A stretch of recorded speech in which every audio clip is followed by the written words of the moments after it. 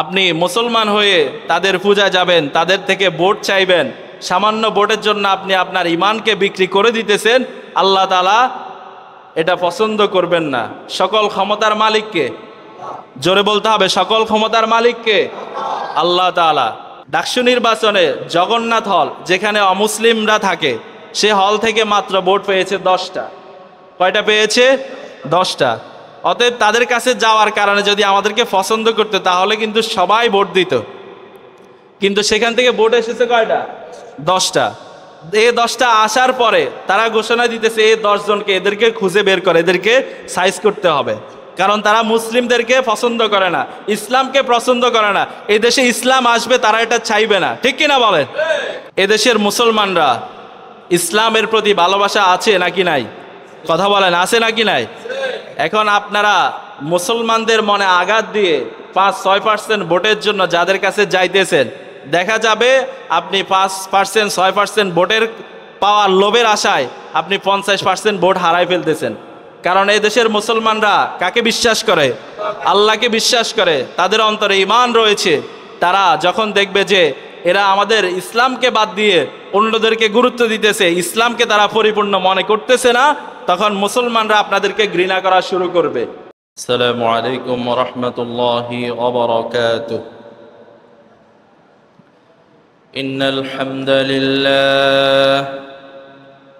ইন্নাল হামদালিল্লাহি নাহমাদুহু ওয়া নাস্তাঈনুহু ওয়া নাস্তাগফিরুহু ونؤمن به ونتوكل عليه ونعوذ بالله من شرور أنفسنا ومن سيئات أعمالنا من يهده الله فلا مضل له ومن يضلله فلا هادي له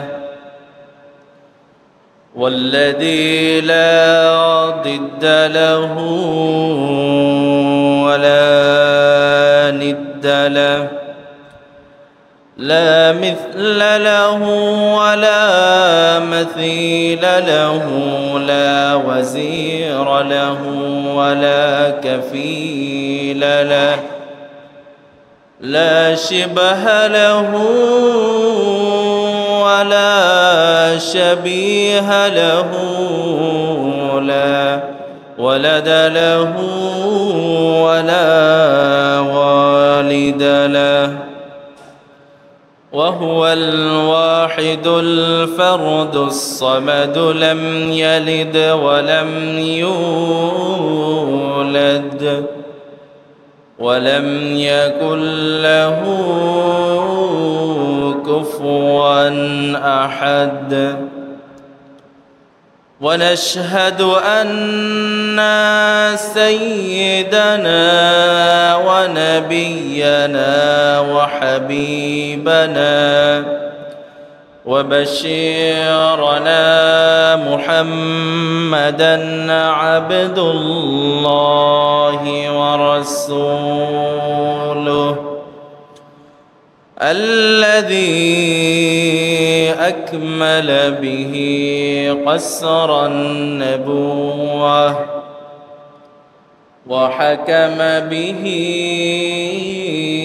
ألا نبي بعده أما بعد فقد قال الله سبحانه وتعالى في كلامه المجيد وفي فرقانه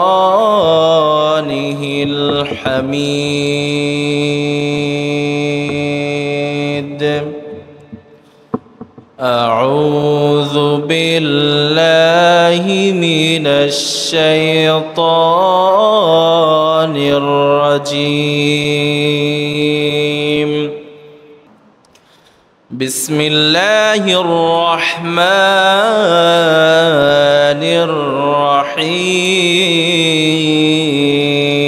الرحيم قل يا أيها الكافرون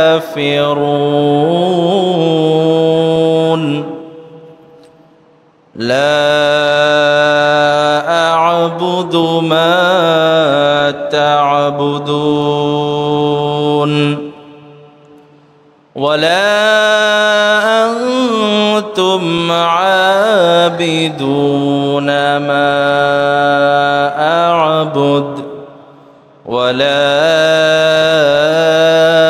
أنا عابد ما عبدتم ولا أنتم عابدون ما أعبد لكم دينكم ولي دين صدق الله العظيم وصدق رسوله النبي الكريم ونحن على ذلك لمن الشاهدين والشاكرين والحمد لله رب العالمين وقال تعالى في شان رسوله ومحبوبه إرشادا لنا وتعليما للمؤمنين والمؤمنات إلى يوم القيامة إن الله وملائكته يصلون على النبي يا أيها الذين آمنوا صلوا عليه وسلموا تسليما اللهم صل على محمد وعلى آل محمد كما صليت على إبراهيم وعلى آل إبراهيم إنك حميد مجيد اللهم بارك على محمد وعلى آل محمد كما باركت على إبراهيم وعلى آل إبراهيم إنك حميد مجيد سبحانك لا علم لنا إلا ما علمتنا إنك أنت العليم الحكيم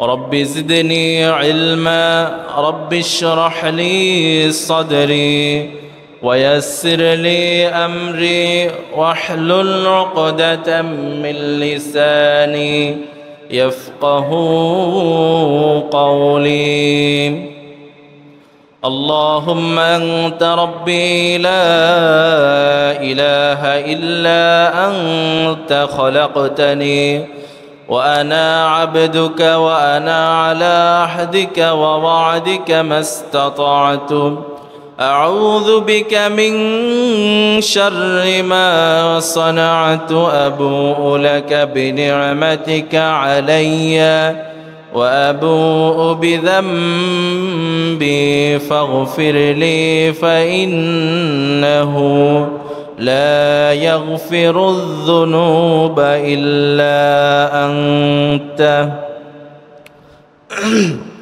আল্লাহ রব্বুল আলমিনের দরবারে আমরা অসংখ্য শুকরিয়া আদায় করছি, যিনি দয়া করে মেহেরবানি করে আমাদেরকে সালাতুল জুমা আদায়ের উদ্দেশ্যে আল্লাহ রব্বুল আলমিনের পবিত্র ঘর মসজিদ আসার তৌফিক দান করেছেন। এজন্য আমরা সকলে পড়ছি আলহামদুলিল্লাহ। দরুদ ও সালাম পেশ করছি মানবতার মুক্তির দিশারি, ইতিহাসের কালজয়ী মহানায়ক, আমাদের সকলের প্রিয় রাসূল সাইয়্যিদুল মুরসালিন খাতামুন নবিয়্যিন মুহাম্মদুর রাসূলুল্লাহ, সকলে বলছি সাল্লাল্লাহু আলাইহি ওয়াসাল্লাম। পৃথিবীর শুরু থেকে আজ পর্যন্ত যারা ইমানের সহিত মৃত্যুবরণ করেছে, আল্লাহ রাব্বুল আলামিনের কাছে আমরা ফরিয়াদ করছি, দোয়া করছি, আল্লাহ রাব্বুল আলামিন যেন তাদের সকলকে মাফ করে দেন, বলেন আমিন। আমরা যারা জীবিত রয়েছি, আল্লাহ রাব্বুল আলামিন যেন আমাদেরকে মৃত্যু পর্যন্ত ইমানের উপর অটল এবং অবিচল থাকার তৌফিক দান করে, বলেন আমিন। মৃত্যুর সময় যেন আমরা ইমানের উপর মৃত্যুবরণ করতে পারি, আল্লাহ তাআলা কবুল করুন, বলেন আমিন।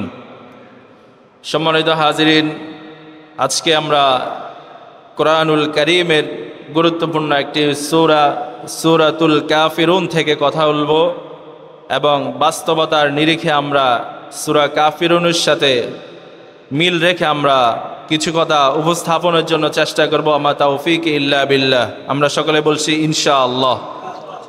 আল্লাহ রাব্বুল আলামিনের কাছে আমরা দোয়া করছি, আল্লাহ রাব্বুল আলামিন যেন আমাদেরকে কথাগুলো শুনে কোরআন সুন্নাহ অনুযায়ী আমলের নিয়তে শুনে এবং আমল করতে পারি। আল্লাহ তাআলা আমাদেরকে তৌফিক দান করুন, বলুন আমিন। সম্মানিত মুসল্লিয়ানে কেরাম, আমরা যে সূরাটি পড়েছি এই সূরার নাম হচ্ছে সূরাতুল কাফিরুন। এই সূরাটি তারতিব বিন নুজুল, অর্থাৎ যখন নাজিল হয়েছে এটা ছিল 18তম সূরা। সূরা কাফিরুন নাজিলের দিক থেকে 18তম সূরা। এর আগে সূরা মাউন ও পরে সূরা ফিল নাজিল হয়েছে। সূরাতুল কাফিরুন আল্লাহ রাব্বুল আলামিন যখন নাজিল করেছেন তখন এটা কোরআনের 18তম সূরা হিসেবে নাজিল করেছেন। কততম সূরা? 18তম সূরা। এর আগে নাজিল হয়েছে সূরা মাউন, আর সূরা কাফিরুনের পরে নাজিল হয়েছে সূরা ফিল। আর বর্তমানে আমাদের সামনে যে কোরআনুল কারীম, এটার মধ্যে সাজানো হয়েছে সূরা কাফিরুনকে 109 নম্বর সূরা হিসেবে। এর আগে রয়েছে সূরা কাউসার এবং পরে রয়েছে সূরা নাসর। এটা হচ্ছে তারতিব বিন নুজুল।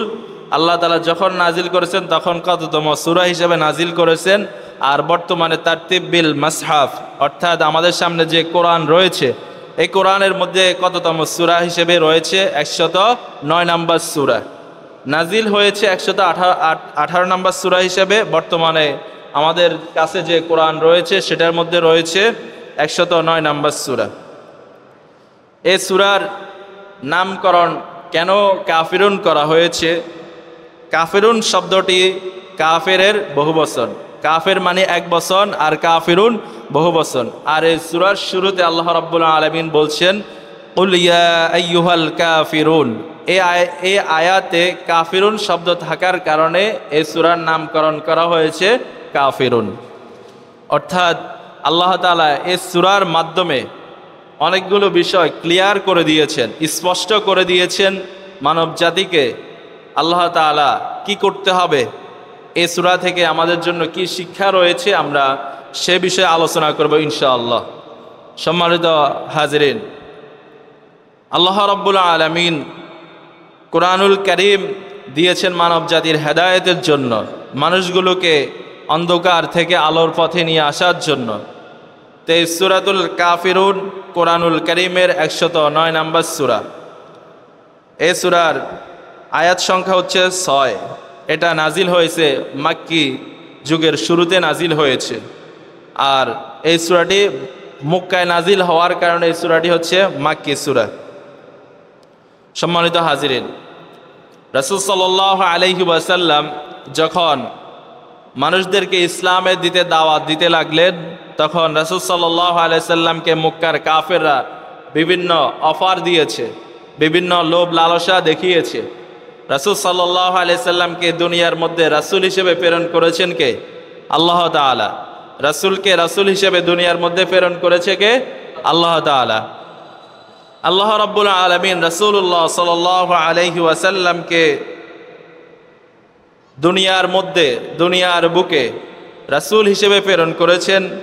প্রেরণ করার কারণে তিনি ইসলামের দাওয়াত দিয়েছেন। আল্লাহ তাআলা তাকে যে বাণী প্রচার করার জন্য দুনিয়াতে পাঠিয়েছেন, সেই বাণী প্রচার করার যখন সময় হয়ে গেল, রাসূল সাল্লাল্লাহু আলাইহি ওয়াসাল্লাম সেই বাণী প্রচার করতে শুরু করলেন।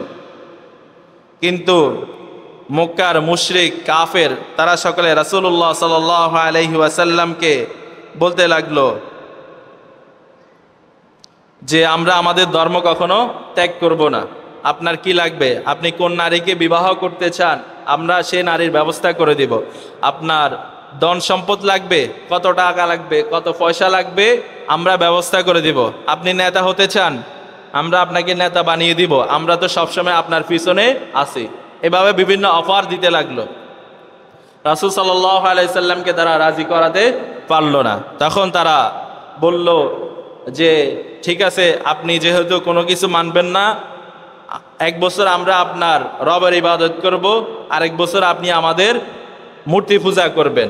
তখন আল্লাহ তাআলা এই সূরা নাজিল করে দিলেন। বলেন আল্লাহু আকবার। আল্লাহ রাব্বুল আলামিন সূরা কাফিরুন নাজিল করে দুনিয়ার মানুষদেরকে জানিয়ে দিলেন, মূর্তি পূজা যারা করে তাদেরকে জানিয়ে দিলেন, মক্কার কাফির মুশরিক যারা রয়েছে তাদেরকে জানিয়ে দিলেন। আল্লাহ রাব্বুল আলামিন এই সূরার শুরুতে বলছেন, কুল ইয়া আইয়ুহাল কাফিরুন। কুল, হে নবী আপনি বলুন, আইয়ুহাল কাফিরুন, হে কাফেরেরা। আল্লাহ তাআলা রাসূলকে বলছেন, হে রাসূল আপনি দুনিয়ার মানুষদেরকে জানান, বিশেষ করে কাফেরদেরকে আপনি সম্বোধন করে বলেন, আইয়ুহাল কাফিরুন, হে কাফেরেরা। লা আ'বুদু মা তা'বুদুন। আল্লাহ রাব্বুল আলামিন আমাদের রাসূলের মাধ্যমে কাফেরদেরকে জানিয়ে দিতেছেন, হে রাসূল আপনি দুনিয়ার মানুষদেরকে বলে দেন, বিশেষ করে কাফেরদেরকে বলে দেন, কুল ইয়া আইয়ুহাল কাফিরুন, আপনি বলে দেন হে কাফেরেরা, লা আ'বুদু মা তা'বুদুন। লা আ'বুদু, আমি ইবাদত করি না, মা তা'বুদুন, তোমরা যার ইবাদত করো। বলেন আল্লাহু আকবার। এটা বলতেছেন কে? রাসূল সাল্লাল্লাহু আলাইহি ওয়াসাল্লাম।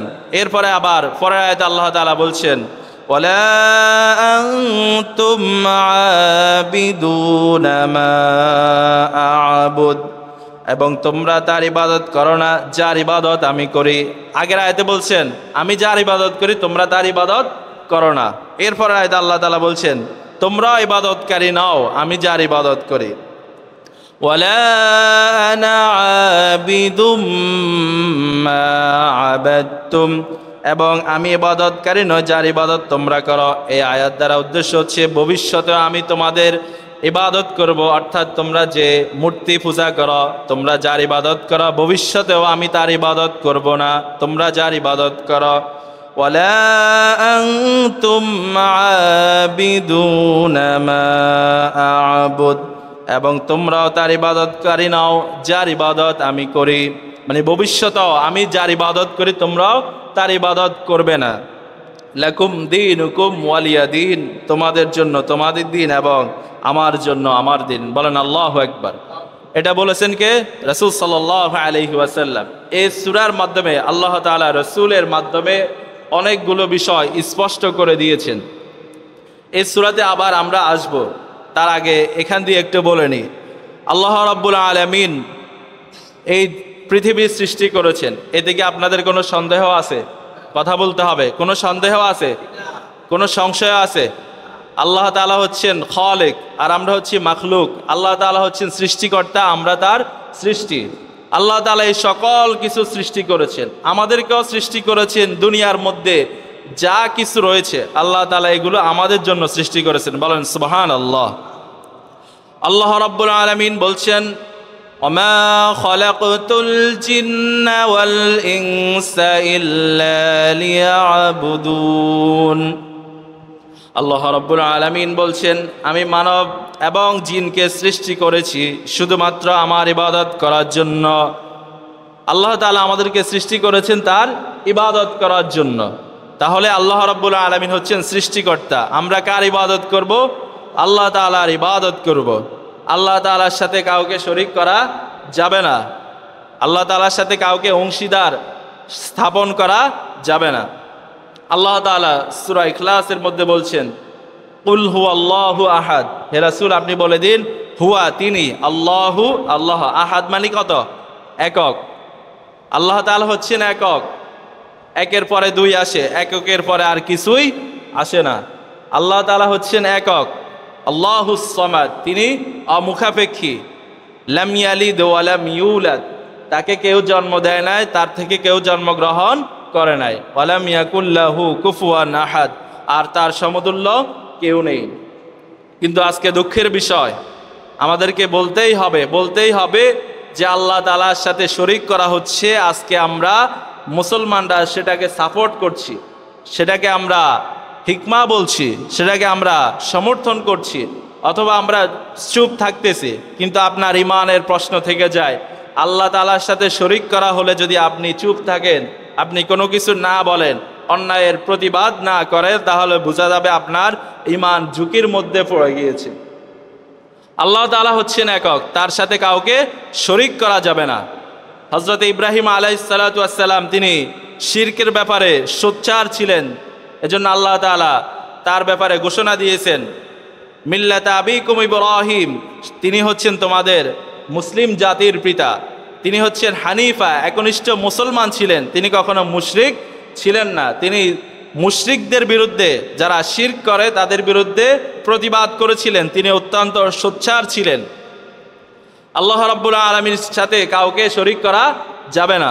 শিরক সবচাইতে বড় মারাত্মক অপরাধ, কেননা আল্লাহ রাব্বুল আলামিন কোরআনুল কারীমে বলছেন, ইন্নাল্লাহা লা ইয়াগফিরু আন ইউশরাকা বিহি ওয়া ইয়াগফিরু মা দুনা যালিকা লিমান ইয়াশা। আল্লাহ রাব্বুল আলামিন বলছেন, নিশ্চয় যারা আল্লাহ তাআলার সাথে শরীক করবে, শিরক করবে, লা ইয়াগফিরু আন ইউশরাকা বিহি, আল্লাহ রাব্বুল আলামিন তাদেরকে ক্ষমা করবেন না।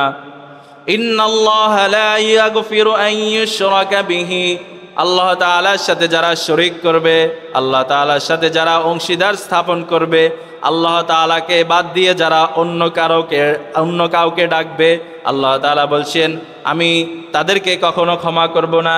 ইন্নাল্লাহা লা ইয়াগফিরু আন ইউশরাকা বিহি ওয়া ইয়াগফিরু মা দুনা যালিকা লিমান ইয়াশা। আল্লাহ তাআলা শিরকের গুনাহ ব্যতীত অন্য যে কোনো গুনাহ চাইলে ক্ষমা করতে পারেন, কিন্তু আল্লাহ তাআলা শিরকের গুনাহ কখনো ক্ষমা করবেন না। শিরক হচ্ছে সবচাইতে বড় মারাত্মক অপরাধ, যে গুনাহ আল্লাহ তাআলা কখনো ক্ষমা করবেন না। আল্লাহ তাআলা অন্য আয়াতে বলছেন, ইন্নাহু মান ইউশরিক বিল্লাহি ফাকাদ হাররামাল্লাহু আলাইহিল জান্নাহ ওয়া মাওয়াহুন নার ওয়া মা লিয-যালিমিনা মিন আনসার।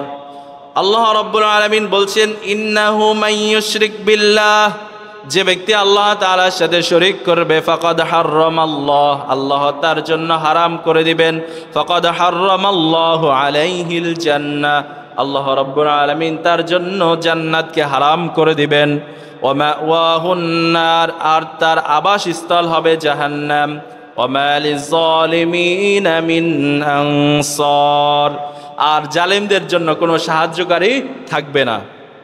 যারা আল্লাহ তাআলার সাথে শরীক করবে তাদের জন্য আল্লাহ তাআলা জাহান্নামকে জায়েজ করে দিবেন, ওয়াজিব করে দিবেন, জান্নাতকে হারাম করে দিবেন, আর তাদের আবাসস্থল হবে, তাদের ঠিকানা হবে জাহান্নাম। আর যারা আল্লাহ তাআলার সাথে শরীক করবে, আল্লাহ তাআলা তাদেরকে জালেম হিসেবে আখ্যায়িত করেছেন কোরআনের মধ্যে। আল্লাহ তাআলা বলছেন, ওমা লিয-যালিমিনা মিন আনসার, জালেমদের জন্য কোনো সাহায্যকারী থাকবে না। এখন যারা আল্লাহ তাআলার সাথে শরীক করবে তাদের কি ঈমান ঠিক থাকবে নাকি ঠিক থাকবে না? যদি কোনো মুসলমান এটাকে সমর্থন করে, এটাকে গ্রহণ করে, তাহলে তার ঈমানের মধ্যে দুর্বলতা রয়েছে। তার ঈমানের মধ্যে কি রয়েছে?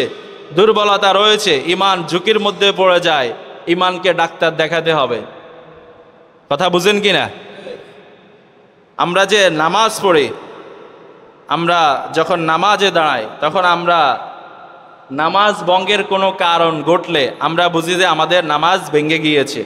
যেমন নামাজে কোরআন অশুদ্ধ পড়া, এটা যখন আমরা বুঝি তখন আমরা নামাজকে ভেঙে ফেলি, আবার নতুন করে নামাজ পড়ার চেষ্টা করি।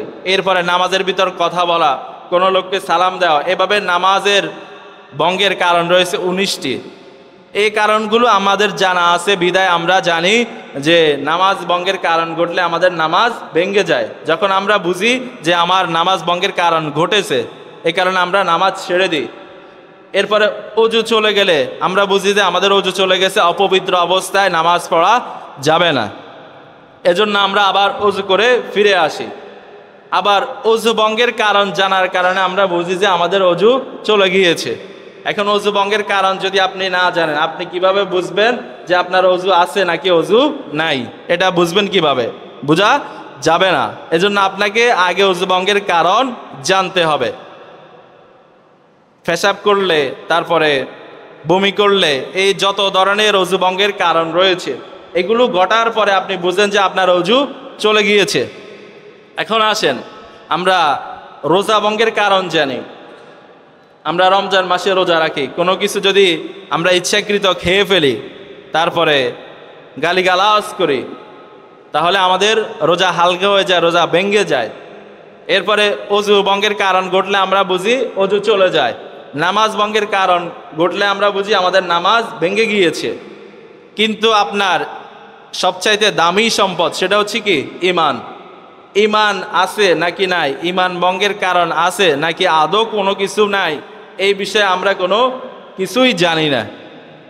এখন আপনার ঈমান আছে নাকি ঈমান নাই, এটা আপনি বুঝবেন কিভাবে? যদি আপনার ঈমান ভঙ্গের কারণ জানা থাকে। যদি ঈমান ভঙ্গের কারণ আপনার জানা না থাকে, আপনার ঈমান কি আছে নাকি নাই আপনি কিছুই বলতে পারবেন না।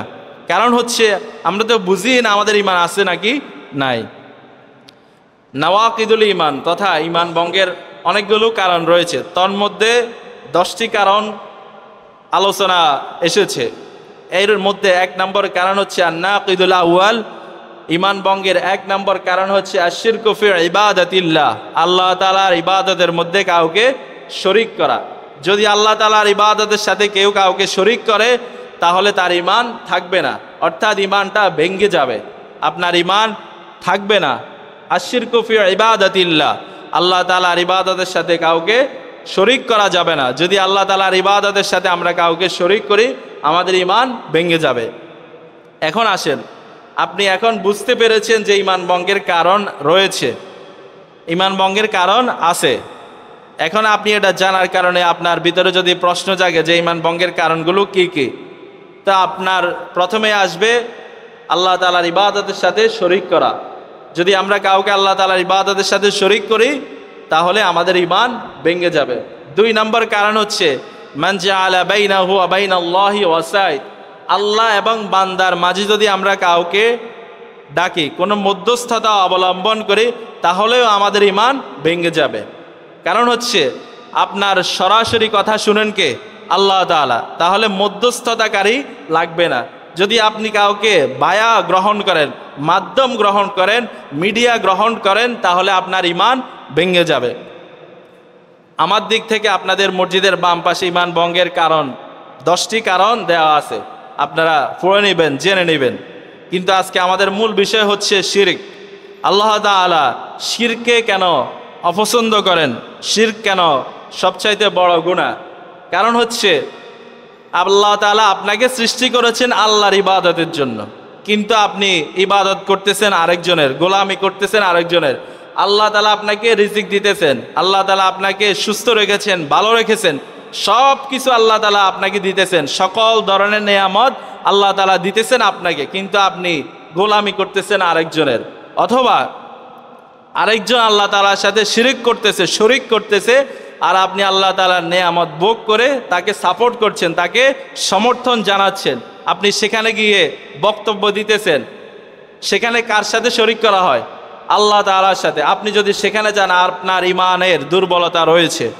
কারণ হচ্ছে হযরতে ওমর ফারুক রাদিয়াল্লাহু তাআলা আনহু, নাম শুনেছেন আপনারা? কথা বলেন। তিনি ইসলামের কততম খলিফা? দ্বিতীয়তম খলিফা। যে সাহাবী সম্পর্কে রাসূল সাল্লাল্লাহু আলাইহি ওয়াসাল্লাম বলছেন, আমি আসার মাধ্যমে নবুয়তের দরজা বন্ধ হয়ে গিয়েছে, কিন্তু আল্লাহ তাআলা যদি আমার পরে আবার কোনো নবী পাঠাতেন তাহলে হযরতে ওমরে ফারুক রাদিয়াল্লাহু তাআলা আনহুকে নবী হিসেবে পাঠাতেন। বলেন আল্লাহু আকবার। সে ওমরে ফারুক রাদিয়াল্লাহু তাআলা আনহু বলেছেন, যখন অমুসলিমরা, ইহুদিরা, খ্রিস্টানরা তাদের গির্জার মধ্যে পূজা করে তখন তোমরা সেখানে যেও না, কেননা তোমরা যদি সেখানে যাও আল্লাহ তাআলার সাথে শরীক করার কারণে আল্লাহ তাআলা তাদের উপরে গজব নাজিল করতেছেন। নাউজুবিল্লাহ। আল্লাহ তাআলা সেখানে লানত দিতেছেন, অভিশাপ দিতেছেন। আর আপনি মুসলমান হয়ে সেখানে যদি গিয়ে পূজা দেখেন তাহলে আপনি লানতের অন্তর্ভুক্ত হয়ে যাবেন। এজন্য হযরতে ওমর ফারুক রাদিয়াল্লাহু তাআলা আনহু বলেছেন, তোমরা সেখানে যেও না। আমাদের দেশের একজন আলেম দ্বীন রয়েছেন মাওলানা হাসান জামিল, তিনি অনেক সুন্দর বলেছেন, বন্ধু তুমি তাদের প্রসাদ খেয়ে জান্নাতের প্রাসাদ হারিও না। বলেন আল্লাহু আকবার। কত বড় কথা বলেছেন। আপনি যদি সেখানে গিয়ে প্রসাদ খান, আপনি খেয়েছেন প্রসাদ আর হারাবেন কি? প্রাসাদ। প্রাসাদ মানে হচ্ছে কি, জান্নাতে আপনার জন্য বাড়ি নির্মাণ করা হবে, আপনার জন্য ঘর বানানো হবে, কিন্তু আপনি তাদের প্রসাদ খেয়ে আপনি প্রাসাদ হারিয়েছেন। এবার চিন্তা করেন, চিরস্থায়ী প্রাসাদে থাকবেন নাকি দুনিয়ার ক্ষণস্থায়ী প্রসাদ খাবেন? এটা আমাদের সিদ্ধান্ত নিতে হবে। এজন্য আমাদেরকে এগুলো বুঝতে হবে। আল্লাহ তাআলা শিরক করাকে পছন্দ করেন না। আল্লাহ তাআলা শিরক ব্যতীত যে কোনো গুনাহ, বান্দার যত ধরনের গুনাহ আছে আল্লাহ তাআলা চাইলে ক্ষমা করতে পারেন, কিন্তু আল্লাহ তাআলা শিরকের গুনাহ কখনোই ক্ষমা করবেন না। কারণ আল্লাহ তাআলা আপনাকে সৃষ্টি করেছেন আল্লাহ তাআলার ইবাদতের জন্য, ইল্লা লিয়াবুদুন। আল্লাহ তাআলার ইবাদতের জন্য আল্লাহ তাআলা আমাদেরকে সৃষ্টি করেছেন। এখন আল্লাহ তাআলার ইবাদতের জন্য আল্লাহ তাআলা আমাদেরকে সৃষ্টি করতেছেন, কিন্তু আমরা আল্লাহ তাআলাকে ভুলে গিয়ে যদি অন্য কাউকে আল্লাহর সাথে শরীক করি আল্লাহ তাআলা আমাদেরকে পছন্দ করবেন না, আমাদেরকে কখনো ক্ষমা করবেন না। আমাদেরকে আল্লাহ তাআলা জালেম হিসেবে ঘোষণা দিয়েছেন। যারা এই কাজ করবে, যারা আল্লাহর সাথে শরীক করবে, যারা ভুলে খেয়ে ফেলেছেন, ভুলে গিয়েছেন, বুঝার পরে যান নাই, আল্লাহ তাআলার কাছে খালেস দিলে তাওবা করতে হবে। আল্লাহ তাআলার কাছে ঈমানের জন্য দোয়া করতে হবে। রব্বুল আলামিনের কাছে আপনাকে তাওবা করতে হবে, ফিরে আসতে হবে যে আল্লাহ আমি না বুঝে গিয়েছি, বন্ধুদের পাল্লায় পড়ে গিয়েছি, আল্লাহ আপনি আমাকে ক্ষমা করে দিন।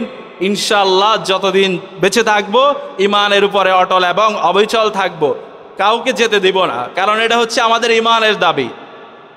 আপনি মুসলমান হয়ে তাদের পূজায় যাবেন, তাদের থেকে ভোট চাইবেন, সামান্য ভোটের জন্য আপনি আপনার ঈমানকে বিক্রি করে দিতেছেন। আল্লাহ তাআলা এটা পছন্দ করবেন না। সকল ক্ষমতার মালিককে, জোরে বলতে হবে, সকল ক্ষমতার মালিককে? আল্লাহ তাআলা। তিনি যেটা করতে পারেন সেটা কেউ করতে পারে না। কেউ যেটা পারে না সেটা পারে কে? কেউ যেটা দেয় না দেয় কে? কেউ যেটা দেখে না দেখে কে? কেউ যেটা দিতে পারে না দিতে পারে কে? আল্লাহ তাআলা। তো আল্লাহ তাআলা বলছেন, কুলিল্লাহুম্মা মালিকাল মুলক। হে রাসূল, আপনি দুনিয়ার মানুষদেরকে বলে দেন আল্লাহ তাআলা সকল রাজাদের রাজা, তিনি রাজাধিরাজ, তিনি সকল ক্ষমতার মালিক। কিন্তু আপনি দেখবেন মানুষরা বলে সকল ক্ষমতার উৎস জনগণ। নাউজুবিল্লাহ। জোরে বলেন না নাউজুবিল্লাহ। আবার বলেন নাউজুবিল্লাহ। এত আস্তে বললেন, জোরে বলেন নাউজুবিল্লাহ। সকল ক্ষমতার মালিককে? আবার বলেন সকল ক্ষমতার মালিককে? সকল ক্ষমতার উৎসকে? আল্লাহ তাআলা। আল্লাহ তাআলা চাইলে সব কিছু করতে পারেন। তিনি শুধু কোনো কিছু করার ইচ্ছা করবেন, ইজা আরাদা শাইয়ান ইয়াকুলা লাহু কুন ফায়াকুন। তিনি শুধু বলবেন হও, সাথে সাথে সেটা হয়ে যাবে। আল্লাহু আকবার। আল্লাহ তাআলার ক্ষমতা যদি আপনি জানতে চান আপনাকে কোরআন পড়তে হবে, কোরআন বুঝতে হবে। কোরআন কিভাবে আল্লাহ তাআলা সৃষ্টি করেছেন এই পৃথিবী যখন সৃষ্টি করেছেন তখন কোনো কিছুই ছিল না। এই দুনিয়াকে মনে করেছেন আপনি সাজিয়েছেন, আপনি সাজান নাই, এগুলো সব কিছু আল্লাহ সাজিয়েছেন। আপনি একটা বাড়ি করবেন, ইঞ্জিনিয়ার নিয়ে এসেছেন, ইঞ্জিনিয়ার আপনাকে বাড়ির নকশা দিয়েছে। যে ইঞ্জিনিয়ার বাড়ির নকশা দিয়েছে সেই ইঞ্জিনিয়ারের ব্রেন বানিয়েছে কে? জোরে বলেন না বানিয়েছে কে? সে আল্লাহ তাআলা ইঞ্জিনিয়ারকে বানিয়েছে। পৃথিবীতে যত কিছু দেখতেছেন এই সকল কিছুর সৌন্দর্যের কারিগর হচ্ছেন আল্লাহ তাআলা। কারণ যারা এই সৌন্দর্য তৈরি করেছে, সে ইহুদি হোক, নাসারা হোক, খ্রিস্টান হোক, অমুসলিম হোক, মুসলিম হোক, বিজ্ঞানী হোক, ইঞ্জিনিয়ার হোক, তারপরে যত ধরনের পেশাই থাকুক না কেন, যে যে ধরনের পেশার কাজ করতেছে তাদেরকে বানিয়েছেন কে? আল্লাহ তাআলা। এখন আসেন, আল্লাহ তাআলা হচ্ছেন সকল ক্ষমতার মালিক, তিনি সব কিছু করতে পারেন। ইজা কদা আমরন ফাইন্নামা ইয়াকুলু লাহু কুন ফায়াকুন। তিনি যখন কোনো বিষয় করার সিদ্ধান্ত গ্রহণ করেন, তিনি শুধু বলেন হও, সেটা সাথে সাথে হয়ে যায়। বলেন আল্লাহু আকবার। তাহলে আল্লাহ রাব্বুল আলামিন কোরআনের মাধ্যমে আমাদেরকে জানিয়ে দিলেন, কুলিল্লাহুম্মা মালিকাল মুলক তুতিল মুলকা মান তাশা। তিনি যাকে ইচ্ছা তাকে রাজত্ব দান করেন। বলেন আল্লাহু আকবার। এখন এদেশের মুসলমানরা ইসলামের প্রতি ভালোবাসা আছে নাকি নাই? কথা বলেন, আছে নাকি নাই? এখন আপনারা মুসলমানদের মনে আঘাত দিয়ে 5-6% ভোটের জন্য যাদের কাছে যাইতেছেন, দেখা যাবে আপনি 5%, 6% ভোটের পাওয়ার লোভের আশায় আপনি 50% ভোট হারাই ফেলতেছেন। কারণ এই দেশের মুসলমানরা কাকে বিশ্বাস করে? আল্লাহকে বিশ্বাস করে। তাদের অন্তরে ঈমান রয়েছে। তারা যখন দেখবে যে এরা আমাদের ইসলামকে বাদ দিয়ে অন্যদেরকে গুরুত্ব দিতেছে, ইসলামকে তারা পরিপূর্ণ মনে করতেছে না, তখন মুসলমানরা আপনাদেরকে ঘৃণা করা শুরু করবে। এই কথাগুলো কোনো ব্যক্তির উদ্দেশ্যে নয়, কোনো দলের উদ্দেশ্যে নয়, এই কথাগুলো হচ্ছে আমাদের ঈমানের কথা। যারাই ভুল করতেছেন তাদের কাছে আমাদের উদার্থ আহ্বান থাকবে, আপনারা এগুলো থেকে ফিরে আসেন।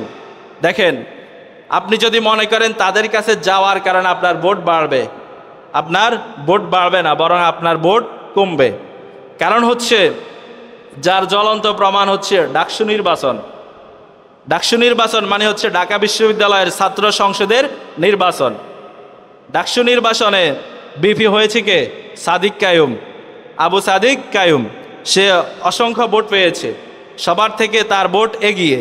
কিন্তু ডাকসু নির্বাচনে জগন্নাথ হল, যেখানে অমুসলিমরা থাকে, সে হল থেকে মাত্র ভোট পেয়েছে 10টা। কয়টা পেয়েছে? 10টা।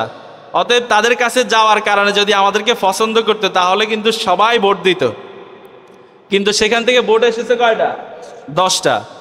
এই 10টা আসার পরে তারা ঘোষণা দিতেছে এই 10 জনকে এদেরকে খুঁজে বের করে এদেরকে সাইজ করতে হবে। কারণ তারা মুসলিমদেরকে পছন্দ করে না, ইসলামকে পছন্দ করে না। এই দেশে ইসলাম আসবে, তারা এটা চাইবে না। ঠিক কিনা বলেন? আমাদেরকে ইসলামের পক্ষে থাকতে হবে।